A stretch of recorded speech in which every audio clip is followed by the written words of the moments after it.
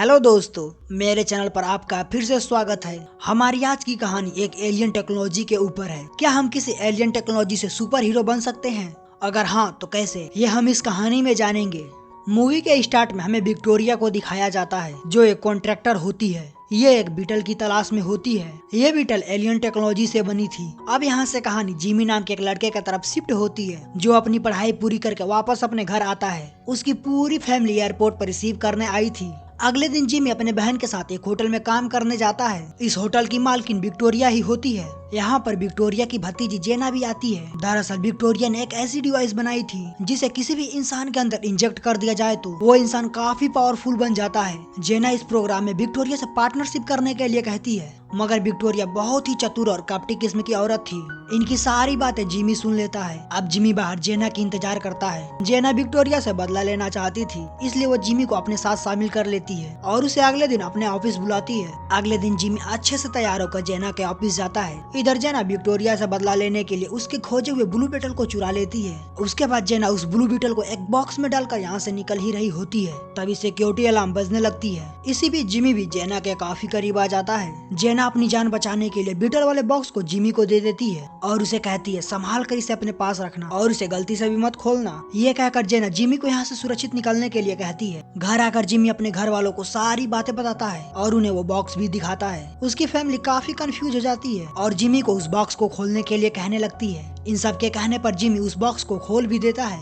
जिसके अंदर से इन्हें वही ब्लू बीटल मिलता है जिसे जेना ने चुराई होती है। जिमी इसे बड़े ही गौर से देखता है। इन्हें कुछ भी समझ में नहीं आता कि ये सब क्या है। देखते ही देखते बीटल एक्टिव हो जाता है और वो जिमी के शरीर में घुसने लगता है। जिमी की फैमिली काफी ज्यादा डर जाती है। थोड़ी ही देर में जिमी का शरीर बदलने लगता है और वो एक सुपर हीरो बन जाता है, जिसे हम ब्लू बीटल के नाम से जानते हैं। अब बीटल जिमी को उड़ाकर अर्थ से बाहर स्पेस में लेकर जाता है। एक एक करके बीटल अपने सभी पावर को सक्सेसफुली टेस्ट करता है। उसके बाद जिमी वापस अपने घर में आकर ही गिरता है। यहाँ पर उसका सूट गायब हो चुका था, लेकिन उसके ऋण पर बीटल चिपका होता है और ये हमेशा यहीं पर रहेगा और जब भी इसे जरूरत पड़ेगी तो बीटल पहले जैसा ही एक्टिव हो जाएगा। जिमी के साथ हुए हादसे से वो काफी ज्यादा घबरा जाता है। अब जिमी जेना को ढूंढते हुए उसके पास जाता है ताकि जिमी इसके बारे में और भी ज्यादा जान सके। जेना के पीछे विक्टोरिया के आदमी पड़े होते हैं। फिर जिमी जैसे तैसे करके जेना को बचाकर वापस अपने घर लेकर आता है। जेना जिमी से पूछती है, मेरा बीटल कहाँ है? जिस पर जिमी अपना पीठ दिखाते हुए कहता है, ये तो यहाँ पर फिक्स हो गया है। ये देखकर जेना काफी ज्यादा हैरान होती है। जिमी कैसे भी करके इस बीटल को अपने शरीर से निकालना चाहता है। फिर जेना कहती है, इस बीटल को पहले मेरे डैड इस्तेमाल किया करते थे,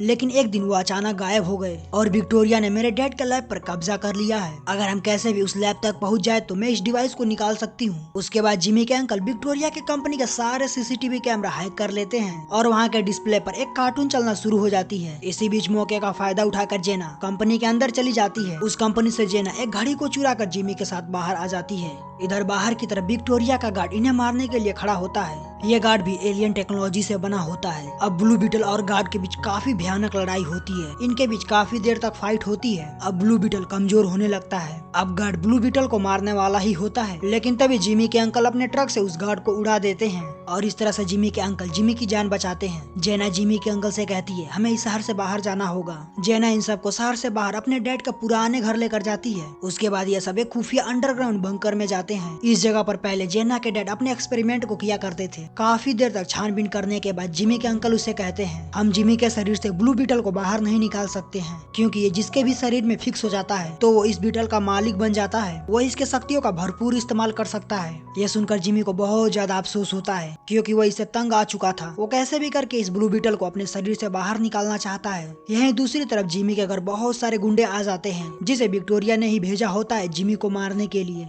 तभी जिमी भी यहाँ आ जाता है और एक एक करके सभी गुंडों को घायल कर देता है, लेकिन विक्टोरिया का बॉडीगार्ड अपने हाईटेक वेपन से ब्लू बीटल पर अटैक कर देता है, जिसे जिमी कमजोर असहाय होकर जमीन पर गिर जाता है। उसके बाद जिमी के पूरे घर को जला देते हैं और जिमी को उठाकर अपने साथ लेकर जाते हैं। इधर जिमी की फैमिली जिमी को लेकर काफी ज्यादा परेशान होती है। यहाँ तक कि इस लड़ाई में जिमी के पिता भी मारे जा चुके थे। अब जिमी की फैमिली तय करती है, हम कैसे भी करके जिमी को बचाकर वापस लेकर आएंगे। जेना इन सबको लेकर अपने डैड के पुराने प्लेन के पास जाती होती है, जिसमें ये सभी लोग बैठकर जिमी को बचाने निकल पड़ते हैं। उधर विक्टोरिया जिमी के शरीर से ब्लू बीटल को निकालने की कोशिश करती है। इसी बीच जेना भी यहाँ अटैक कर देती है। जिमी की हालत बहुत ज्यादा गंभीर हो चुकी थी क्योंकि उसके शरीर से ब्लू बीटल को निकाला जा रहा था। जेना पूरे लैब में बम लगाकर ब्लास्ट कर देती है, जिसमें बहुत सारे गार्ड मारे जाते हैं और इसी बीच जिमी भी